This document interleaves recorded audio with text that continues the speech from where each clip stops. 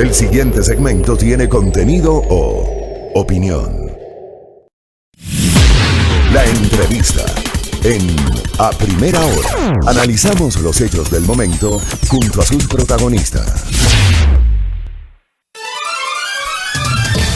Muy bien, 7:13 en la mañana, ya estamos enlazados con Majestad Televisión en la provincia de Santo Domingo de los Áchilas. Buenos días a nuestra amable audiencia que sintoniza nuestro canal Majestad Televisión. Estamos ya en Santo Domingo a través de nuestro canal.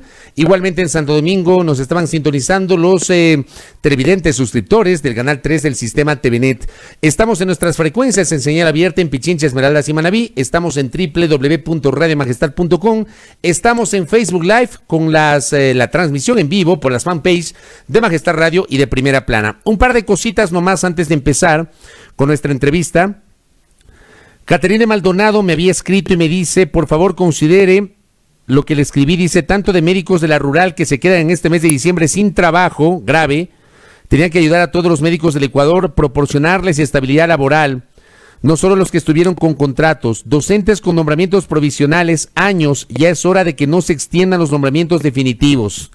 Esto dice Caterine Maldonado. Y una cosa adicional, don Alfonso San me ha llamado la atención y con justa razón. Que dice que le ha sorprendido, no me quedó tiempo, pero tenía aquí en agenda, me ha sorprendido que no haya comentado lo que pasó ayer con los colegas periodistas de un medio de comunicación guayaquileño. Lo voy a reservar para mañana, lo escribí ayer en mi cuenta Twitter, solamente quiero expresar públicamente mi repudio a lo que ha pasado y mi solidaridad pública con los colegas William Ludeña, Ángel Erazo y Alberto Quintana, a quienes conozco, son buenos amigos, los conozco desde el ejercicio periodístico, cuando yo trabajaba en Guayaquil, ya los conocí, incluso con Ángel compartimos micrófonos en Radio Carrusel hace, ¿qué será? 25, 26 años en la ciudad de Guayaquil. Yo haciendo mis primeros pasos en el mundo de los medios, allí lo conocí a Ángel Erazo, igualmente a Alberto Quintana y a William Ludeña, que también lo conozco. Así que les envío un abrazo, mi solidaridad con ellos. Mañana lo voy a comentar con un poquito más de amplitud. Les saludo al doctor Santiago Ron, siempre tiene la gentileza de acompañarnos. El doctor Ron es docente de la Pontificia Universidad Católica del Ecuador, especialista en biología, él es biólogo. Lo hemos invitado en varias ocasiones, nos ha aceptado siempre nuestras invitaciones para poder conversar un poquito sobre el contexto de la pandemia. Hoy establecemos un nuevo contacto con Santiago Ron para conocer lo que está ocurriendo, por qué estas nuevas restricciones. Doctor, bienvenido, buenos días, ¿cómo le va? ¿Qué tal, Fabricio? Buenos días, gracias por la invitación. A usted, doctor, por atendernos. A ver, empecemos primero, crucemos el Atlántico y vamos hasta Europa. Y hablemos de lo que está pasando en el Reino Unido, porque sí quisiera que usted nos ayude a entender todo lo que se está diciendo.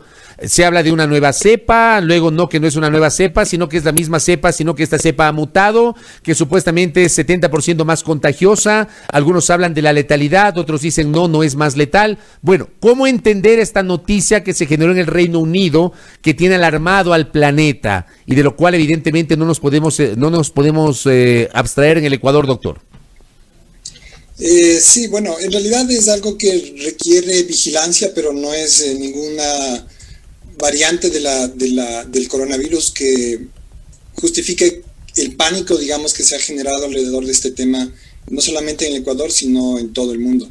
De lo que se trata es de una variante, como tú bien mencionas, no es una cepa, sino es solamente una variante que está caracterizada por 17 mutaciones nuevas, digamos, que no se habían visto en otros grupos de coronavirus o en otras poblaciones, y 8 de estas mutaciones están en la proteína S, que es una proteína muy importante para el acople del virus, digamos, a la célula, y esto es algo que, digamos, facilita la transmisión del virus. Pero en la actualidad no hay todavía evidencia de que sea más peligroso que las otras variantes del virus que circulan en todo el mundo, y algo que es muy importante es que tampoco hay evidencia muy concluyente de que tenga una mayor facilidad de transmisión. En la actualidad la información es todavía solamente sugerente de que puede transmitirse más fácilmente, pero en realidad todavía no se puede concluir nada. Y algo que es muy importante es el hecho de que esta variante del virus aparentemente es, digamos, puede ser tranquilamente combatida por las vacunas que en la actualidad se están administrando ya en muchos países del mundo. Entonces, debido a todas estas consideraciones, pues como digo, es algo que requiere vigilancia, pero no es algo que por ahora por lo menos requiera pánico ni justifique, digamos, medidas muy extremas más allá de las que ya se ha tomado. A mí me parece que lo que usted nos acaba de decir, doctor, genera un mensaje o debería contribuir a generar un mensaje tranquilizador para que de alguna manera, digamos, entendamos desde otra óptica, desde una óptica médico-científica y académica, este debate y justamente comprender cuáles son las características de esto que se ha difundido. Entonces, doctor, para resumir, no cabe la alarma planetaria que al momento estamos enfrentando, y aquí en el Ecuador no cabe alarmarnos más allá de lo que nos hemos alarmado por la llegada del COVID-19. Así es, como dije, no hay ninguna evidencia de que sea más peligroso. La evidencia de que se transmite más fácil todavía es, yo diría, débil. Esto es algo que necesita ser corroborado. Y por otro lado, algo muy importante, el tema de las vacunas. Esta es una variante que de todas formas va a ser afectada por las vacunas, y por lo tanto la gente que se vacune pues va a ser inmune a esta cepa también, a esta variante en realidad. Ahora, recibo una pregunta que justamente se la iba a hacer. ¿Por qué, si es así, cierran el Reino Unido? ¿Por qué resulta que en el Reino Unido se toman nuevas restricciones? ¿Y por qué los países europeos y varios países latinoamericanos que tienen frecuencias directas con el Reino Unido deciden cerrar la posibilidad del acceso de vuelos desde y hacia el Reino Unido, doctor? Y yo diría que es una medida preventiva y quizás un poco exagerada. Algo que es bien importante resaltar en relación a este tema es que el motivo principal por el cual esta detección se hace en el Reino Unido no es porque sea algo único y que no ha sucedido en otros países del mundo, sino más bien porque el Reino Unido es uno de los pocos países donde se hace secuenciación del genoma del coronavirus a gran escala. Algo impresionante es que ellos han secuenciado hasta ahora 140,000 genomas de coronavirus, y ellos están secuenciando aproximadamente el 10% de todas las personas que son infectadas en ese país. Eso es algo extraordinario, eso es un ejemplo que todos los países deberían seguir. Ahora bien, para responder la pregunta, yo te pongo un ejemplo análogo. Supongamos que tú estás a cargo de la organización de un partido de fútbol y tú quieres evitar que la gente ingrese con bebidas alcohólicas. Tú vas a poner entonces personal a la entrada del estadio para que revise a la gente y de esa forma asegurarnos de que no ingresan con bebidas alcohólicas. Lo ideal para asegurarnos de que no va a haber bebidas alcohólicas en el estadio es registrar a cada persona. Pero, ¿qué tal si tú en lugar de registrar a cada persona solamente estás revisando a una de cada 100 personas?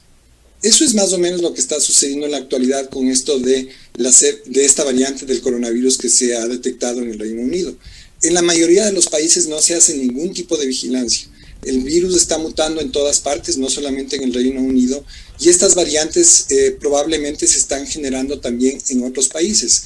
En otros países entonces también existirían estas razones para prohibir movimiento, digamos, de las personas que viven en estos países a nivel internacional. ¿Eso sería algo justificable? Yo diría que no, tomando en cuenta todo lo que sabemos acerca de la variante actual, pero esta medida en particular yo sí creo que es inefectiva, tomando en cuenta que el virus está mutando en todos los países y es muy probable que ese tipo de variantes también estén apareciendo en Brasil, en la India, en el propio Ecuador, y sin embargo pues no se las detecta porque prácticamente en esos países no se hace secuenciación del virus. Mire usted, hay por ejemplo algunos oyentes e internautas que nos están escribiendo preocupados por lo que usted está diciendo, o sea, no comparten lo que usted está diciendo, pues estamos hablando con un científico en este caso, pero mire usted, y miren ustedes, oyentes, televidentes, internautas.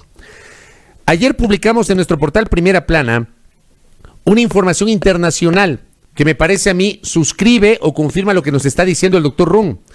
La Organización Panamericana de la Salud y la OMS comunicaron ayer lunes que no existe evidencia de que la nueva variante del coronavirus reportada en el Reino Unido cause una infección más grave o afecte la eficacia de las pruebas de diagnóstico y de las vacunas. No lo dice este periodista, no lo dice nuestro invitado, lo dice la Organización Mundial de la Salud y la Organización Panamericana de la Salud. Reflexión sobre esto, doctor Rung, sobre lo que acabo de leer. Sí, bueno, es información obviamente confiable. Si ustedes van hacia las fuentes de la información relacionada con esta nueva variante pues van a encontrar precisamente eso. Los propios científicos que reportan esta nueva variante, pues ellos claramente, explícitamente nos dicen que no hay ninguna indicación de que sea más mortífera, y por otro lado también la evidencia de que tiene una mayor capacidad de contagiarse pues todavía no es concluyente. Entonces estamos en un compás de espera, es necesario hacer vigilancia, pero no hay motivos para alarmarse. Correcto. Doctor, del Reino Unido vamos a nuestra realidad. Ayer el presidente de la República emite un nuevo estado de excepción, primero por esta variante, que no es una nueva cepa, es una variante del COVID-19. Eso creo que debe quedar absolutamente claro. Lo ha dicho nuestro invitado, lo ha dicho las autoridades y los voceros de los organismos internacionales de la salud, de la OMS y de la OPS. Han dicho otros académicos, otros especialistas, epidemiólogos, no es una nueva cepa, es una variante del COVID-19. Pero ese es un argumento para que, conjuntamente con la necesidad de controlar las aglomeraciones en el Ecuador, se haya expedido el estado de excepción. Ayer el presidente de la República emitió dos cifras. En Guayaquil, el último fin de semana, 80,000 personas se movilizaron, se aglomeraron. En Quito, 65,000, concentradas básicamente en el centro histórico y en la calle Ipiales. Estos argumentos los cito porque fueron parte de los justificativos para que el gobierno opte por el estado de excepción. Y hay la preocupación respecto de las aglomeraciones. ¿Qué está pasando con el COVID-19 en el Ecuador?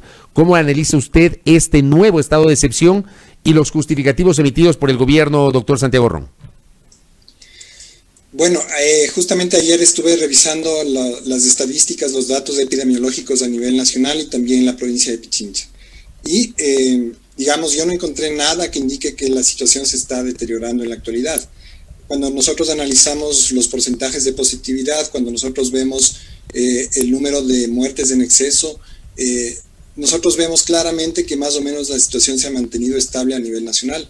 En el caso de Pichincha, por ejemplo, cuando nosotros vemos el porcentaje de positividad durante la última semana en Pichincha, estamos alrededor del 14%. Ese porcentaje es el más bajo registrado en la provincia desde el inicio de la pandemia. Por otro lado, también estuve revisando los datos de Modemat, de la Escuela Politécnica Nacional, e igualmente se ve que en la mayoría de provincias del Ecuador el número de personas contagiadas está disminuyendo. Entonces, claramente son indicaciones de que por lo menos los datos epidemiológicos no sugieren que hay un aumento en el número de personas contagiadas, en las tasas de contagio. Ahora bien, yo no sé si es que el gobierno tenga datos adicionales que no son de dominio público que puedan sugerir que la situación epidemiológica está empeorando. Eso no lo sé. Yo solamente estoy, en este caso, hablándote de los datos que son de dominio público. Lo que sí es algo preocupante, y yo diría que quizás sería la justificación para estas nuevas medidas que se ha tomado, es el tema de las aglomeraciones. Es verdad que en las grandes ciudades del país se ha observado, especialmente en los centros comerciales durante esta última época, una gran cantidad de personas aglomeradas en espacios reducidos, y esto sin duda es algo que puede generar contagios. En ese sentido, entonces, me parece que es una medida preventiva que seguramente va a disminuir la cantidad de contagios durante este periodo de fiestas de Navidad y fin de año. Pero es una medida que va a contribuir a eso, por ejemplo, el hecho de que se restrinja la circulación vehicular, de que se reduzca el aforo al 50% en los centros comerciales, de que los restaurantes y los hoteles no tengan más allá del 30% del aforo, de que las reuniones familiares no tengan más allá de 10 personas, de que se suspenda la quema de monigotes, que eso también trae consigo además un problema económico, porque hay artesanos, hay gente que se dedica a confeccionar monigotes y que ese es su sustento para todo el año. Pero resulta que también pasa esto. Yo le pregunto, ¿estas medidas van a contribuir desde su punto de vista científico, doctor, van a contribuir a que reduzcamos el riesgo de un contagio masivo, doctor? Sí, sin duda. Si es que nosotros disminuimos las aglomeraciones, si es que nosotros tomamos todas estas medidas que acaba de tomar el gobierno, pues sin duda que se va a disminuir el número de contagios. De eso me parece que, a nadie le puede caber duda. Ahora, obviamente también hay los otros impactos que tienen estas medidas. Yo creo que las autoridades deberían haber hecho un análisis concienzudo de los costos y los beneficios de estas medidas, y ojalá que en base a eso pues hayan decidido lo que nos comunicaron ayer, ¿sí? Como dije, el tema epidemiológico, yo no he visto ninguna indicación en los datos que justifique el aumento de las medidas de aislamiento. Ahora, tomando en cuenta el tema de aglomeraciones, en ese caso es una medida preventiva que me parece que es aceptable. Ahora, aquí viene la pregunta lógica, doctor. Usted nos ha señalado que en los datos oficiales no se ve una evolución negativa de la situación en el Ecuador, pero hay poca credibilidad, digamos, de la opinión pública respecto de los datos oficiales. Usted mismo ha sido muy crítico de la manera como se han emitido en todos estos meses los datos oficiales. ¿Cómo confiar que estas cifras corresponden a la realidad cuando está claro que los datos oficiales reflejan una parte y no toda la realidad, doctor? Sí, o sea, siempre nosotros tenemos ese pero, digamos, al análisis de la situación epidemiológica. Los datos que desde mi punto de vista resultan más confiables son el porcentaje de positivos por un lado y por otro lado el número de muertes en exceso. Y cuando nosotros analizamos esas cifras, pues vemos que la situación más o menos se ha mantenido estable. Otro tema que también es importante tomar en cuenta es la situación en los hospitales. Igualmente, no hay ninguna indicación de que los hospitales nuevamente estén abrumados con cantidades grandes de pacientes que llegan en condiciones que necesiten terapia intensiva. Entonces, todas estas indicaciones, digamos, evidencias, yo diría que cada uno por separado quizás no es tan confiable, pero tomándolas a todas en consideración, pues sí dan una idea más o menos general de cuál es la situación actual. Como digo, no hay ninguna indicación, por lo menos en la información pública, de que la situación se esté deteriorando, por lo menos de una forma muy, muy notoria. A usted, doctor, digamos, vamos un poquito hacia el futuro. Hay expectativas en el Ecuador respecto a la llegada de la vacuna. ¿Usted cómo ha visto los mensajes generados por el gobierno respecto de la manera como se va a manejar la vacuna? O sea, se anuncia que supuestamente llega en enero, luego un ministro dice que es en marzo, hubo una declaración que a través de la cual el ministro hablaba del hielo seco y de la manera como van a almacenar las vacunas. O sea, yo no sé si eso científicamente tiene validez o tiene sustento. Me gustaría escucharle a usted cómo ha visto el tema de estos anuncios vinculados a la llegada de las vacunas acá al Ecuador. Yo creo que es bastante razonable y justificado ver todo esto con mucho escepticismo, porque hay muchos anuncios que ha hecho el Ministerio de Salud que no se han concretado. También hay información que ha sido totalmente equivocada, incorrecta con respecto al manejo de la pandemia. Retrospectivamente eso ha sido evidente luego de que han pasado los meses, ha pasado el tiempo. Entonces la credibilidad que tienen ellos pues es muy baja y en este caso pues igualmente debemos ser bastante escépticos con respecto a la información que recibimos. En el caso específico de la vacuna de Pfizer, algo que es bastante, yo diría, preocupante en el caso del Ecuador es el hecho de que esta vacuna requiere refrigeración a menos 80 grados y en el Ecuador hay muy pocos equipos ultracongeladoras, digamos que son el nombre técnico que reciben estos equipos, que pueden mantener las vacunas a menos 80 grados. En el caso de Quito y Guayaquil, son contadas las instituciones que tienen este tipo de equipamiento y ni se diga a nivel de provincias. Yo escuchaba que decían que, por ejemplo, que se iba a permitir que en las farmacias se administren las vacunas. Bueno, habría que preguntarse cuántas farmacias tienen ultracongeladoras, que es lo que realmente se necesita para mantener estas vacunas a largo plazo. El tema del hielo seco, bueno, yo digamos, considero que eso es algo que puede servir a corto plazo, pero ya pensando en un programa de vacunación a nivel nacional y especialmente en provincias y zonas rurales, yo dudo mucho que eso pueda funcionar a la escala que necesitamos que funcione. Y lo último, doctor, el presidente de la República ha dicho que el gobierno ecuatoriano ha manejado de mejor forma, que ha sido el que ha generado la mejor gestión a nivel latinoamericano de la pandemia. ¿A usted cómo le cae esta declaración? ¿Coincide o discrepa con esa visión del presidente Moreno, doctor Santiago Ron? Yo creo que el presidente vive en otra realidad, porque es que nosotros revisamos el número de muertes en exceso que tiene el Ecuador, cuando analizamos en comparación al tamaño de la población, vamos a ver que el Ecuador es uno de los países que ha sido más afectados por la pandemia a nivel mundial. Eso es algo que ha sido digamos, evidente, tanto a nivel nacional como internacional. Hay muchos medios de comunicación fuera del país que han puesto titulares en los cuales se ha indicado que el Ecuador justamente es uno de los países que ha sido más golpeados por la pandemia en todo el mundo. Lo que sucedió en Guayaquil en los meses de marzo y abril fue algo terrible que no se vio en ninguna otra ciudad del mundo, y yo creo que es sencillamente una locura plantear que en el Ecuador se ha hecho un manejo incluso moderadamente bien de la pandemia, y peor todavía decir que hemos sido el país latinoamericano que ha dado el mejor manejo. Yo creo que eso es completamente absurdo. Correcto. Doctor Santiago Ron, le quiero agradecer por estos minutos, siempre contribuyendo usted para el debate público. Me parece muy prudente lo que nos ha informado el día de hoy, sobre todo para nuestro propio conocimiento, para nuestra propia tranquilidad, y además porque lo que usted nos acaba de decir está atado con información internacional generada por la Organización Mundial de la Salud y la Organización Panamericana de la Salud. Ojalá que se entienda justamente aquello. Y obviamente, doctor, quisiera para cerrar que usted vuelva a insistir en las recomendaciones de siempre, porque no es lo mismo que lo diga un periodista que lo diga un especialista. Las recomendaciones de siempre sobre las medidas de bioprotección y bioseguridad, doctor. Tenga la bondad.